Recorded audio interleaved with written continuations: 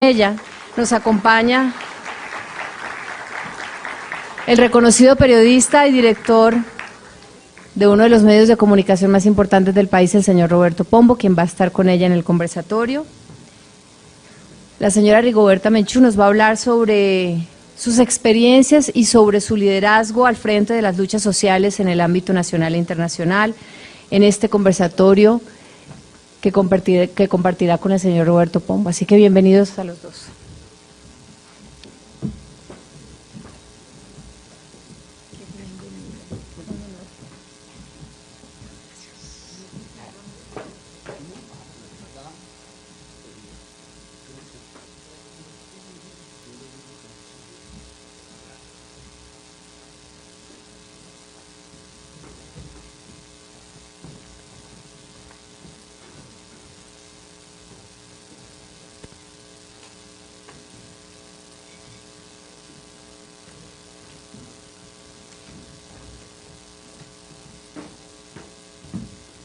Llamamos también al señor gobernador de Cauca, al doctor Ricardo Alvarado, para que nos acompañe.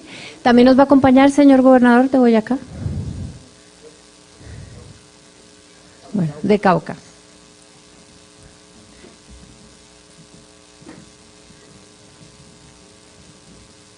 Bien, bienvenidos, adelante.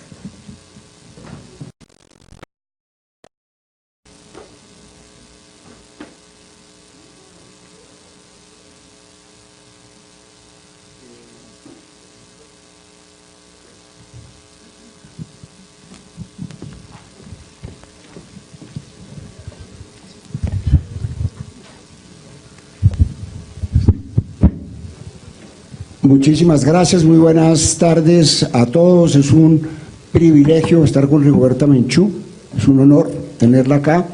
Y me han pedido coordinar un diálogo que yo creo que se podría hacer el diálogo solito, que es un poco la figura de la Premio Nobel de la Paz, Rigoberta Menchú, quien ha venido a esta cumbre de gobernadores bicentenario por la niñez y ha tenido varias participaciones, para que nos hable un poco de cómo ve ella hoy el tema de la niñez, pero le vamos a poner una perspectiva histórica y vamos a indagar con dos gobernadores, no solo sobre qué está pasando con el tema de la niñez, sino voy a procurar meterle poquitico de política, no partidista, pero sí para que hablemos de cómo están las cosas, de cómo se sienten ellos en el momento en que están terminando sus mandatos, con lo que les ha sido ordenado por sus electores y cuál es la perspectiva que tienen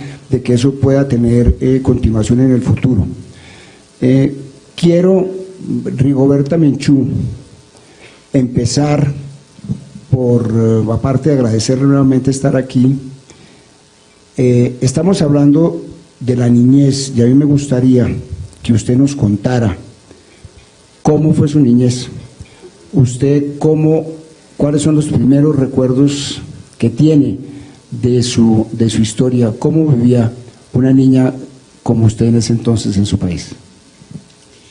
Gracias. En primer lugar, es un gran honor estar aquí en esta cumbre de gobernadores. Qué gusto me da, qué hermoso saber que ustedes representan lo más bello de Colombia y son sus pueblos, son sus comunidades, son su gente y por eso pues les rendimos homenaje.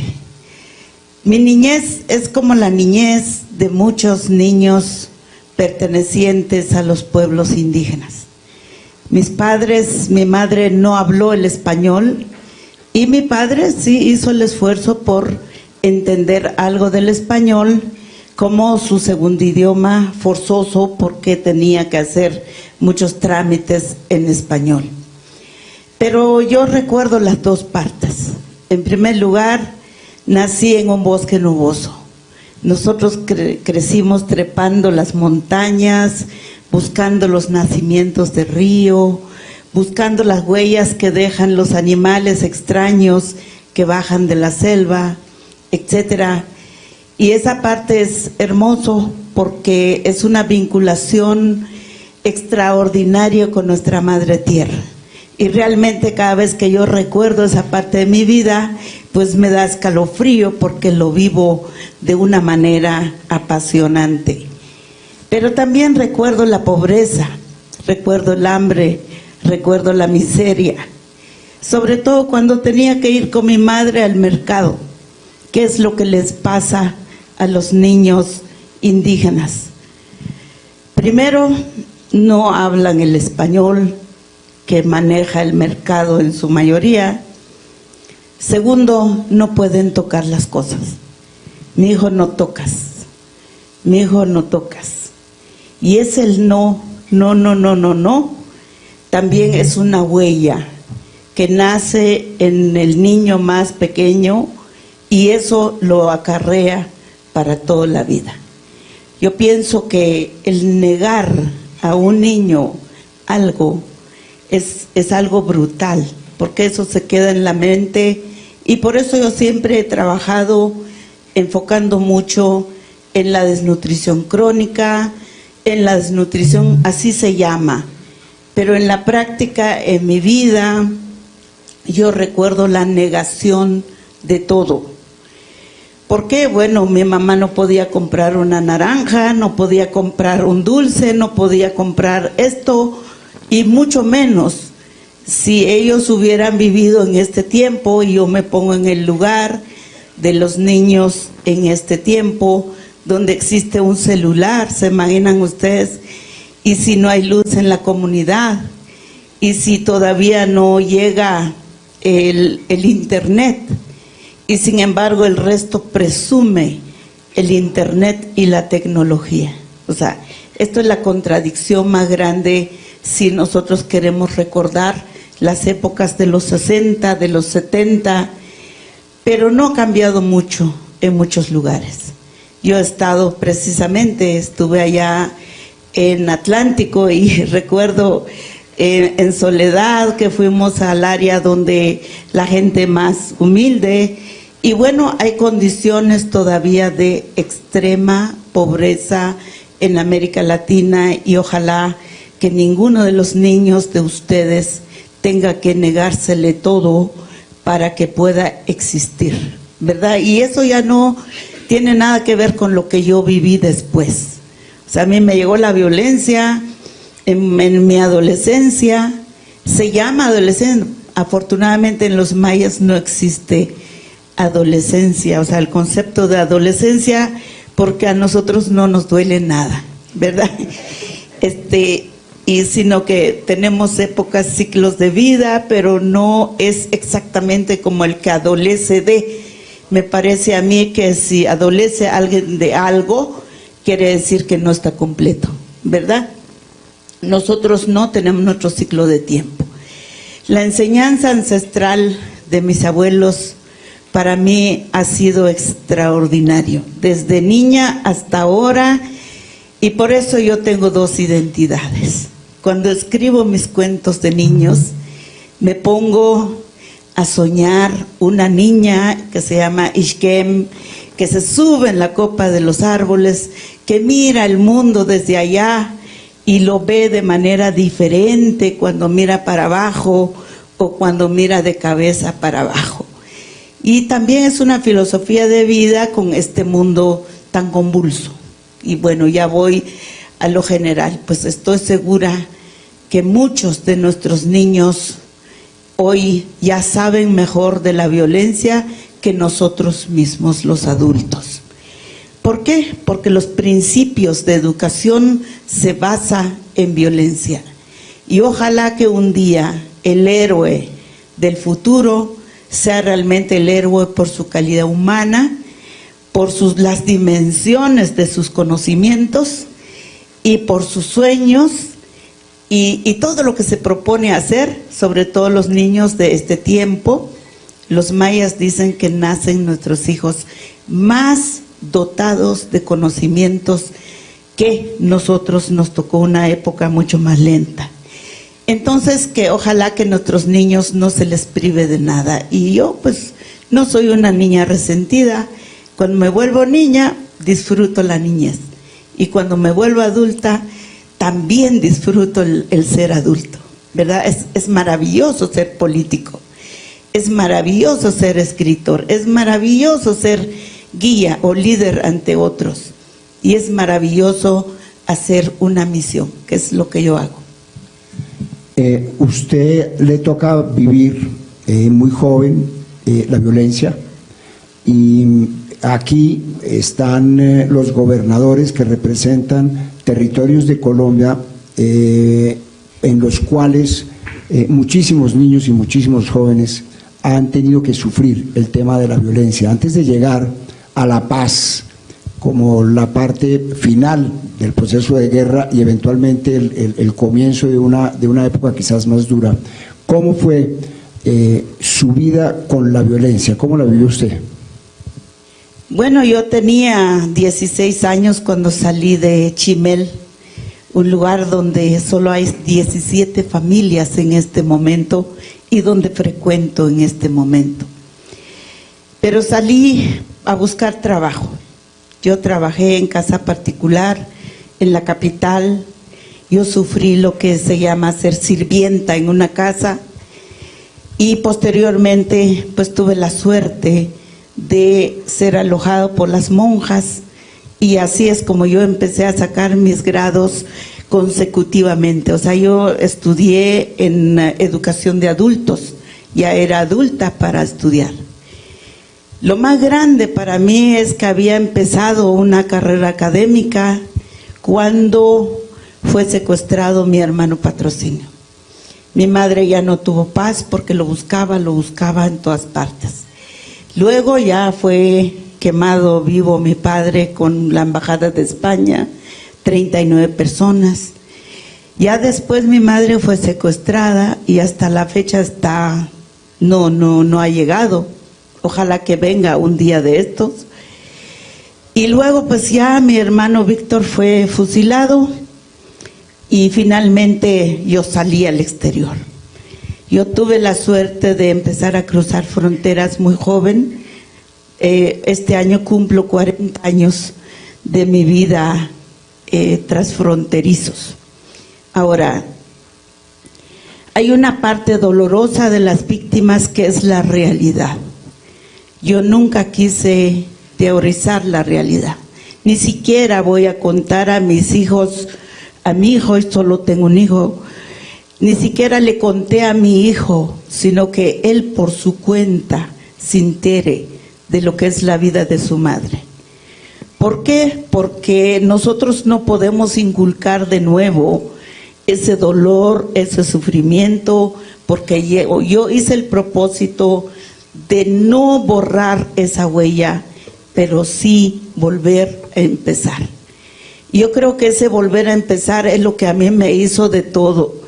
Yo fui colaboradora de todo, hasta un hospital en Comitán, ayudar a los refugiados, estudiar lo que pude, etcétera, etcétera, y eso es lo que me ha dado mucha posibilidad de salir adelante.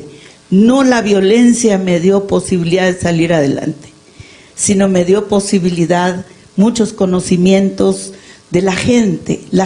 Nunca me separé de los hechos más contundentes que he vivido con muchas personas.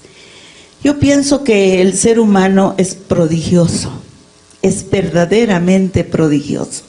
Somos capaces de reconstruir y reconstruir todo lo que podemos hacer. Así que ustedes son gente de poder. ¿Se imagina para qué sirve el poder? Para hacer bien las cosas. Entonces, cuando me gustaría a mí gobernar el mundo para tener poder, ¿verdad? Y construir y hacer muchas cosas a favor de la gente que lo necesita, no con un sentido paternalista, porque a mí nunca me gustó que se compadecieran de mí por mi dolor, sino que me dieran los espacios, porque soy una mujer pensante, soy una mujer creativa, soy una joven que busca espacios y comparte sus espacios con muchas otras personas. Eso es lo que a mí me ha dado una oportunidad de resarcir, podríamos decir, esa violencia impactante sin querer borrarlo, porque eso no es posible, solamente hay que convivir con ello con mucha dignidad y con mucha conciencia, porque sin conciencia pues a lo mejor haría otras cosas a cambio de lo que hago. Muchas gracias. Preguntémosle a los poderosos del poder local, señor gobernador de Boyacá, ¿qué tanto puede hacer un gobernador? ¿Qué tan limitado está para que el diagnóstico que hace sobre cómo niños que están viviendo historias como la que Rigoberta Menchú nos está contando no lo vivan? ¿Qué tanto se puede hacer en el mundo de hoy y en la Colombia de hoy? Gracias, Roberto. Pues yo la verdad no preferiría no hablar mejor y escuchar más a Rigoberta. De verdad que es inspiración para nosotros y pues bueno, fue un gran acierto invitarte al Congreso Internacional del Bicentenario y vaya afortunados que somos los gobernadores de tenerte acá. Un poco creo que el gran problema sigue siendo el mismo y es el centralismo exacerbante. Uno de los problemas más graves que tenemos los gobernadores es que casi que hay políticas de niñez que no dependen de nosotros, que jamás nos consultan nada, que se toman decisiones desde Bogotá, y digo esto no en contra de un gobierno, sino del modelo que actualmente tenemos. Por eso es tan importante la ley Verano que lideró Eduardo, de fortalecer las regiones, y sin embargo en medio de tantas limitaciones, pues creo que hay un tema que a propósito de la presencia de Rigoberta es muy importante, y es que hay discusiones muy importantes frente al internet, por ejemplo, de unos colegios. Ahí hay una discusión válida, pero hay otra discusión más compleja que a veces se desvanece, y que es, por ejemplo, en la vereda de Pueblo Viejo, en el municipio de Socotá, por donde pasó el Libertador hace 200 años, hace 1 año y medio no tenían los niños ni profesor, ni electricidad, ni computadores, ni nada, ¿cierto? Entonces un poco esas grandes discusiones que vamos a hacer con el internet están bien, pero creo que hay que saldar una deuda primero. Por eso la desigualdad creo que es tan importante resolverla, y por eso se hacen grandes esfuerzos. Cuando yo fui a esa escuela, que queda 8 horas caminando, que me invitó el profesor, que había vuelto, y escúchese bien porque la guerrilla se había ido, ¿cierto? Entonces a veces creo que esas discusiones nacionales de que si la JEP o no, y de que si Santrich o no deben ser las discusiones importantes. Yo creo que la discusión es qué hacemos con esos territorios donde por fin pudo llegar un profesor y se encontró que había una escuela con los pupitres viejos y que no tenía internet y mucho menos electricidad, ¿cierto? Y tuvimos que llevar paneles solares. Acá está el secretario de TICS que hizo esa tarea, porque imposible llevar conectividad a través de la energía normal de transmisión de torres, así que ese panel solar permitió que ellos por fin conocieran un computador, vieran un bombillo prenderse. Y lo bonito de todo esto es que esos niños hace una semana se ganaron un concurso que hace la gobernación de FESCOL audiovisual, se ganaron como el mejor detrás de cámara la historia de Simón Amaya, así que hay un potencial inimaginable que debe ser resuelto. Debe resolverse el tema del centralismo, porque allí hay barreras, y aunque yo tengo muy buena relación con el ICBF ahora, nos hemos acortado, hemos puesto nuestra fuerza para terminar obras que venían de las administraciones pasadas, pues todavía seguimos teniendo el problema de que un señor de FONADE, perdón que diga, no quiere, como diría mi abuelita, no se le da la gana de liquidar un contrato para poder poner a operar un centro de desarrollo infantil, y los niños están en una casa que se está cayendo a pedazos. Un poco ese problema del centralismo. Y Roberto, la paz es realmente algo que nos debe convocar en pensar en esos desplazados. Esos niños, todos niñas que ustedes vieron acá, que son de Tunja, fueron dirigidas por un profesor y por mi equipo que hizo el guión y demás, pensando en esas historias olvidadas precisamente. Creo que muchos gobernadores no tenían ni idea quién era Juana Velasco. Bueno, muchos de los que están ahí son personas trascendentales en la historia, y fíjense en de esto: Matilde Anaray, Simón Amaya, Pedro Pascasio Martínez, el Negro José, todos son niños, y unas historias maravillosas que se desconocen y han sido invisibilizadas. Y lo que queremos dar el mensaje hoy en esta cumbre es esa obra de teatro sigue, no sigamos invisibilizando historias importantes, y por eso yo creo que hay que defender la paz y luchar contra el centralismo. Gracias. Gobernador del Cauca, ya sé que usted del centralismo me va a hablar igual que el gobernador de Boyacá. el proceso de paz y el posacuerdo manejado como siempre por autoridades nacionales con aplicaciones en los territorios ha cambiado significativamente la vida de la gente y particularmente de los niños en su región, o los factores de violencia alimentados fundamentalmente por el narcotráfico hacen que este posconflicto sea mejor en unos casos pero igual o más grave en otros. Gracias, Roberto. Igualmente un orgullo enorme compartir el panel con Rigoberta Menchú. El departamento del Cauca es un departamento que no solo es de ahora quien manifiesta conflictividad o ha manifestado violencia. La misma historia ha mostrado cómo desde antes de lo que es la vida republicana de este país, el Cauca ha tenido conflicto. Cauca y Guajira son los departamentos con más población indígena del país. 10 pueblos indígenas tenemos en el Cauca y no son más que los afros. Hay más afros que indígenas en el Cauca. El 45% de la población en el Cauca es étnica, la misma que la historia nos muestra que viene de sometimiento por esclavitud o de sometimiento por feudalismo. Y los vestigios de eso hoy, claro que se sienten, porque además de ello le ha tocado vivir un conflicto armado cruento, donde hay población confinada, hay generaciones en mi departamento que no saben lo que es el goce de una sana convivencia. Nadie puede extrañar lo que jamás ha vivido. Y muchos niños y niñas y generaciones en el Cauca solo han visto conflicto y alrededor de ellos han visto actores del conflicto y han visto cultivos de coca, cultivos de marihuana. Y desde luego que eso merece un enfoque diferente, porque en el Cauca nos lo hemos jugado por la paz como una esperanza y un sueño, no en el debate si es la paz con ilegalidad o la paz con impunidad. Es la paz que añoramos para poder romper esas cadenas de ese confinamiento. Y allí nosotros sabemos que mucho podemos hacer, entendiendo que más que gobernadores somos líderes, somos voceros de nuestra gente. Y desde ahí podemos dar mensajes internos, reflexiones para levantar el ánimo de la sociedad. Pero hacia afuera también, ante un Estado que es centralista en su modelo, que requiere que desde la región se le planteen las cosas.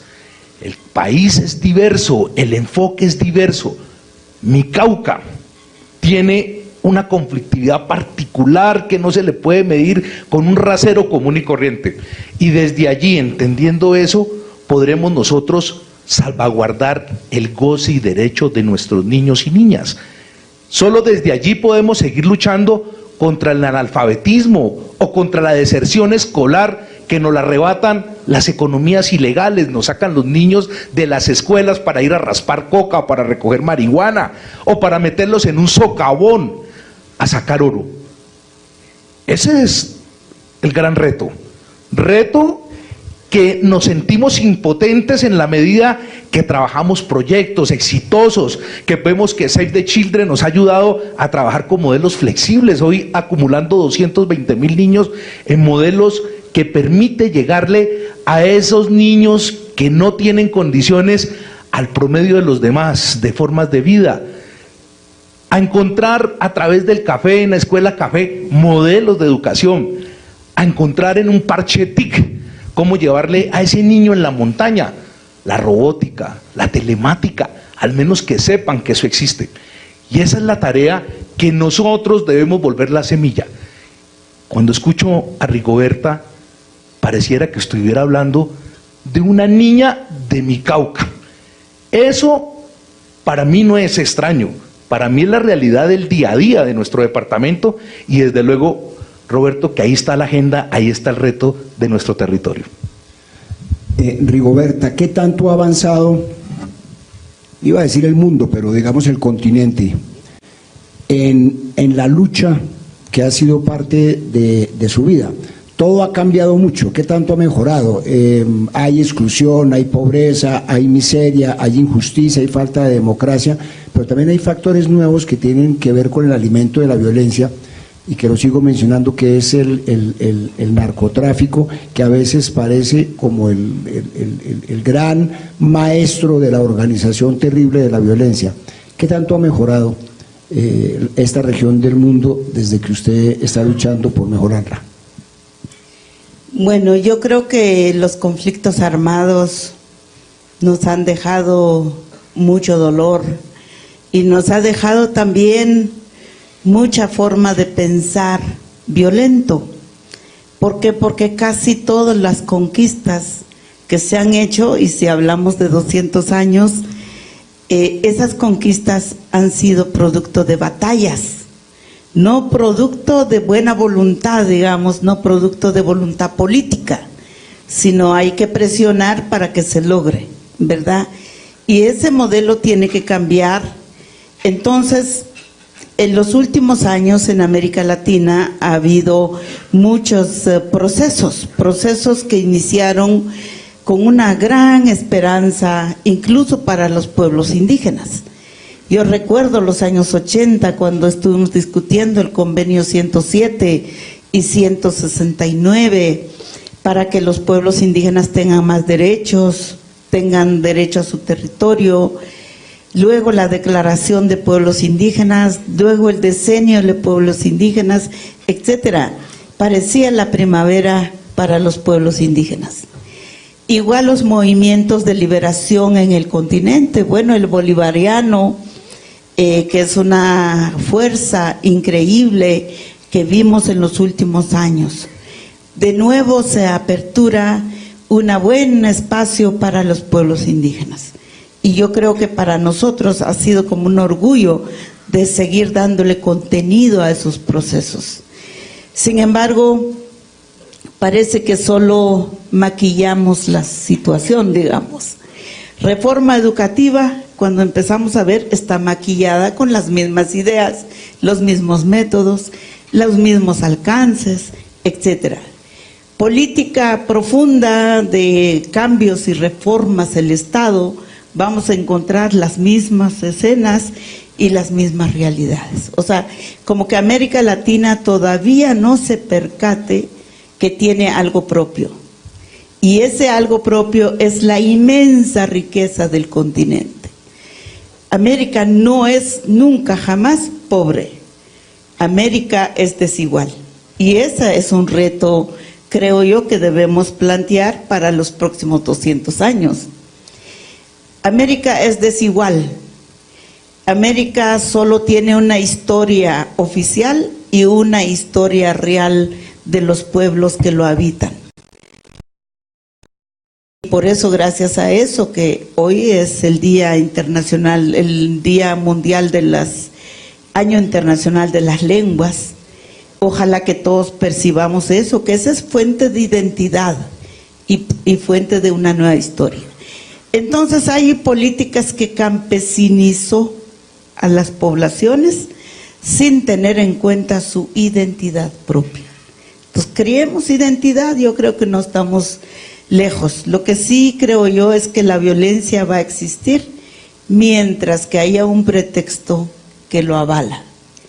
Uno de esos pretextos es la desigualdad. Cuidado, porque la gente dice, ¿y yo qué? ¿Por qué yo tengo que comportarme tan civilizado cuando los civilizados son tan intolerantes y deshumanos, verdad? La discriminación, los odios, y a mí lo que más me preocupa que estamos hablando de los niños es que en este momento los niños son los más vulnerables, los más vulnerados por la violencia en general que oyen en la casa, la violencia intrafamiliar y también la violencia social en su entorno y también la violencia en su escuela. Ahí viviera, ojalá que aquí no, pero en Estados Unidos hay niños que pegan sus maestros y el maestro ya no se puede defender frente al niño. ¿Por qué? Porque la violencia llegó a los niveles más altos. Entonces procuremos inversión, y yo sí voy con esto, ningún cambio puede ocurrir si no hay un presupuesto y si no hay una política pública adecuada. Porque los cambios unilaterales tienen límite. Yo puedo tener una fundación, pero mañana ya no tiene presupuesto mi fundación y dejo tirados los proyectos. Pero la política pública es la que debe hacer una gota de agua en los presupuestos. Hay presupuestos para una cultura de paz para nuestra niñez. Yo estoy segura que en el Cauca sabrían usar un gran presupuesto para hacer cultura de paz, ¿verdad? Si allá son racistas y discriminatorias, entonces hay que cortarles el presupuesto. Pero si no, hay que darles recursos. O sea, la paz tiene costo, y la armonía tiene costo, y la educación integral tiene costo, yo creo, pero también planteamientos, y yo creo que sí se tiene muchas ideas buenas en Bolivia, en Ecuador, en las áreas multiculturales y los procesos de paz. Yo creo que los acuerdos de paz no nos va a cambiar la vida, pero sí nos da un pretexto para iniciar políticas que promueva armonía y reencuentros entre nuestras poblaciones. Desde el punto de vista general, las sociedades latinoamericanas que tienen poblaciones indígenas mayoritarias o muy numerosas, esas poblaciones están mejor que en los países donde son una minoría más pequeña, ¿o no necesariamente? Yo creo que en un punto es mejor cuando estamos hablando de valores, de principios, cuando se tiene una idea, una filosofía de vida, cuando lo que se está enseñando es precisamente el respeto. Y yo veo mucho en Guatemala, nosotros seguimos siendo la mayoría de la población, afortunadamente, y entre nuestras comunidades hay un estilo de vida donde los jóvenes, los niños aprendan una forma de enfocar sus vidas. Y cuando van a la escuela tienen un choque muy grande. ¿Por qué? Porque en la escuela la educación es exógeno, la educación es colonialista, la llamada cultura es en contra de su cultura. Entonces, allí hay un choque, pero mucho mejor que encuentren un choque teniendo al lado la cultura ancestral, digamos. Y bueno, ellos se enderezan en camino con el calendario maya, con el Popol Vuh, con los acuerdos de paz, que logramos unos acuerdos muy buenos, y todo eso, y el trabajo que hacemos permanentemente. Y por eso yo lo veo con mucha esperanza los mayas de Guatemala. O sea, mi gente maya va a hacer una diferencia en el mundo aquí a muchos años futuros. Así la tierra que estamos recibiendo, a lo mejor así lo vamos a dejar a nuestros hijos. Pero en otras partes, es cierto, se han perdido idiomas, se han perdido rasgos comunitarios, forma de organización. Celebramos cuando hay un doctor indígena en una universidad, pero la inmensa mayoría de las universidades no tienen un doctor indígena. Esa es la diferencia. Entonces yo pienso que en el futuro podemos facilitar más a los hermanos indígenas sin pretender cambiarlos primero, moldearlos primero y después te dejo sentado aquí. O sea, no hay ninguna razón y ningún poder que pueda moldear una cultura, una civilización, más que el sentido de la libertad. Por eso cuando dicen libertad, esa es la mayor palabra que debemos de usar todos. Muchas gracias. Gobernador de Boyacá, ¿qué tanto se parece lo que usted creyó que se podía hacer en la gobernación con lo que efectivamente se puede hacer? Hay complejidades que a veces desbordan las motivaciones y que uno en muchas ocasiones, probablemente esto le pasa a todos los gobernadores, uno se siente muy frustrado de no poder resolver problemas estructurales, de encontrar siempre impedimentos. Yo siempre he dicho que la administración pública está diseñada para que no funcione, porque todo es un problema, todo está mal, todo es un riesgo, todo tiene dificultades, todo se demoran los procesos.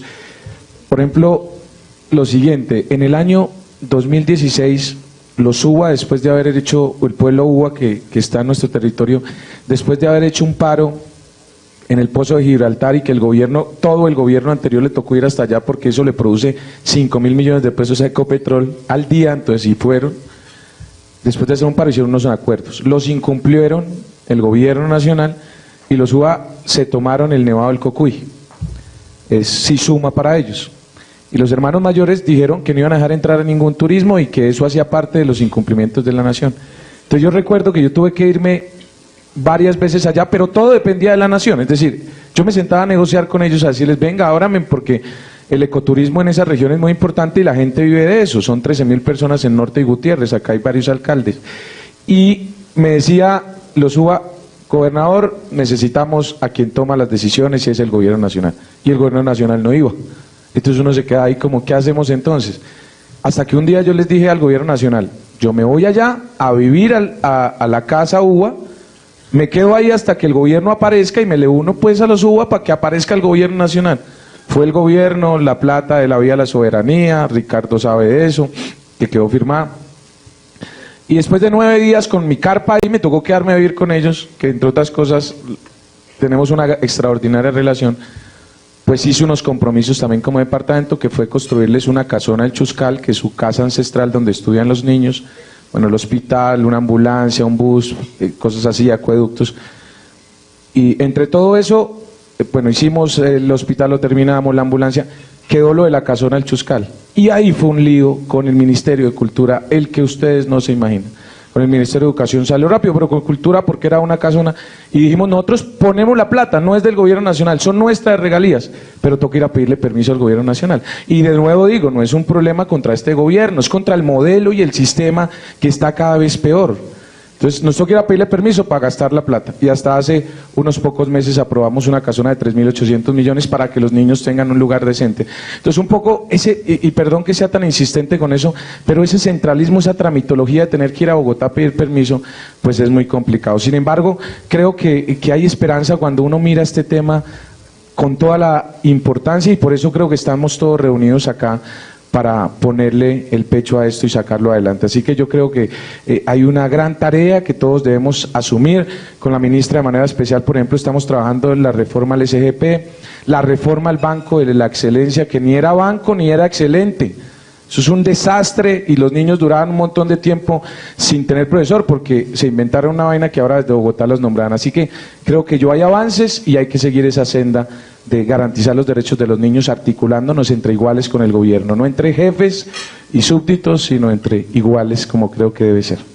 Señor gobernador del Cauca, la vicepresidenta mencionó varias veces en su intervención la importancia de que la administración que sale deje una cantidad de ejecutorias importantes y que la que sigue las continúe.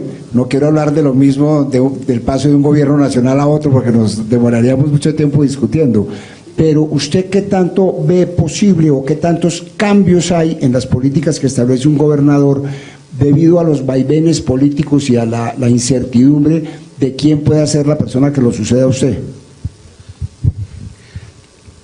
Inteligente es construir sobre lo construido, necio es no hacerlo. Y yo estoy seguro que esta cochada de gobernadores deja cosas importantes. La ley de regiones es hablar precisamente de que este país no puede perpetuarse con un modelo centralista. Las creaciones de la RAP es precisamente empezar a materializar un ejercicio claro de que Colombia es diverso. Chocó, Valle, Cauca y Nariño. Nos decidimos hacer una región compacta. Compartimos problemas, compartimos dificultades, soñamos con unos proyectos que tienen que ver con la productividad, con la competitividad, con la modernidad, pero entendemos claramente que antes que cualquier cosa hay una estructura social que hay que proteger y blindar. Eso hoy hay políticas públicas que estas administraciones dejan proyectando y garantizando situaciones que tal vez no tienen las cifras que quisiéramos en términos ya de cobertura, pero sí muestran proyección. Yo estoy seguro de que el ejercicio que se ha hecho con la federación, con el colegaje, con los gobernadores, afrontando unos problemas enormes, muy difíciles. Nuestra región Pacífico vive unas situaciones muy complejas, pero entendemos que sí es posible construir sobre lo construido, que esa interconexión eléctrica que hoy goza los municipios de Costa Pacífica de Nariño y Cauca puedan ayudar a fomentar otros tipos de proyectos y los valores agregados que ahí siguen, que nuestra población indígena pueda tener pleno reconocimiento en sus derechos para que los enfoques propios ayuden a garantizar que las proyecciones como tal existen, que el proceso de paz es para nosotros una prioridad absoluta y fundamental en la región pacífica. Lo hemos dicho de todas las formas habidas y nos hemos movilizado a favor del proceso de paz. Así pues que yo estoy convencido que sí hay proyecciones, sí hay bases, sí hay piedras para seguir construyendo encima de ellas, y esto también permite mirar que con los errores, pues desde luego amerita ajustes, y allí en los errores tenemos que ver que hay unos problemas estructurales. Este mismo grupo de gobernadores ha establecido que en el no pos vemos un riesgo enorme para la estabilidad de nuestra región, que en materia educativa sigue tambaleando entre la nación y las regiones el programa de alimentación escolar, cuando este debería estar absolutamente blindado, garantizado y financiado para el 100% de cobertura. Y yo creo que desde ahí también hay muchas más cosas por hacer para seguir trabajando por el modelo. Así pues que lo que sí tenemos hoy, Roberto, es un balance de cosas positivas, y desde luego reconocemos que hay unos pasivos que le tocarán a los próximos alcaldes y gobernadores para trabajar. Muchas gracias. Para terminar ya, porque se nos acabó el tiempo, este diálogo disperso, yo quiero terminar, Rigoberta, con un último mensaje suyo a los gobernadores. Yo le prometo que la vamos a invitar dentro de 200 años al segundo bicentenario de la independencia. Aquí vamos a estar, usted y yo, nosotros cuatro y todos estos, en espíritu, por supuesto. ¿Qué mensaje envía usted para que dentro de 200 años el mundo, su nación, nuestros pueblos sean los que usted imagina? Yo realmente estoy muy agradecida por esta oportunidad de estar con ustedes en la celebración del bicentenario de la independencia de Colombia, porque he amado este país, he querido este país y conozco a muchos de ustedes en sus territorios, y por eso me da mucha alegría. También quiero felicitar el contenido que se ha dado en esta celebración del bicentenario. Acabo de venir de la Universidad Pedagógica, Tecnológica, y se abordaron los temas precisamente qué aportación dejó el bicentenario a los pueblos indígenas en América Latina. Qué pregunta más grande, y qué bueno que se enfocó de esa manera. Y luego pues estuvimos, ¿cuál es el rol de las mujeres en la construcción de la paz en Colombia? También es otro de los temas tan increíble que hemos abordado. Y finalmente ahora dedicado a los niños. Y creo que el llamado más importante es que tratemos de dejar a nuestras futuras generaciones un mundo intacto para que ellos sean felices. No vulneremos este mundo, no vulneremos la tierra, el agua, el oxígeno, porque es para ellos, para que ellos después sigan administrando los bienes de esta madre tierra. Entonces creo que es muy importante el enfoque en la niñez, no solo la calidad de vida que tienen cada uno en su familia, porque eso ya lo saben ustedes, mamá y papá, en qué condiciones están, cuáles son sus oportunidades, sino la noción global de que nos importa a nuestros niños, y nos importa a nuestros niños porque hoy son el futuro, porque caminan con nosotros hoy, no mañana. Mañana harán ellos lo que les da la gana hacer y nosotros ya no estaremos, ¿verdad? Pero lo más importante es que caminan con nosotros hoy. Y bueno, felicitar las instituciones, pues las distinguidas naciones del continente están aquí, y también las instituciones internacionales. UNICEF ha hecho mucho por los niños y pues yo creo que deberá seguir haciendo bastante. Finalmente, que sigan adelante, que trabajen por esa Colombia diversa, porque aquí es como ir de un país a otro, ¿verdad? De verdad, son países cada vez que uno llega allá donde ustedes están, por su comida, por su cultura, por sus avances, por lo que enorgullece la gente y por lo que entristece la gente. O sea, entonces Colombia es un gigante país, que celebren bien con contenido, me parece muy bien, y que lo que aquí se ha vertido, pues que siga siendo diálogo en las próximas décadas, porque aquí estamos arrancando nuevas décadas, y qué honor, porque somos protagonistas de esta bicentenario. Gracias. Señor gobernador. Rigoberta, muchas gracias. Gracias, don Carlos, gracias por ser hospitalario, lo he conocido, sé que voy a ser aliado de usted y usted va a ser mi aliado, ¿verdad? Y también el Cauca, pues yo tengo mucho amor por el Cauca y estoy segura que un día de esto pues iré a construir mi casa por allá. ¿Verdad? Rigoberta, un privilegio como siempre. Gobernadores, muchas gracias, a ustedes muy amables. Buenas tardes. A ustedes muchas gracias por este conversatorio y por sus aportes en esta cumbre de gobernadores bicentenario por la infancia. El siguiente panel está dedicado a la infancia en las regiones.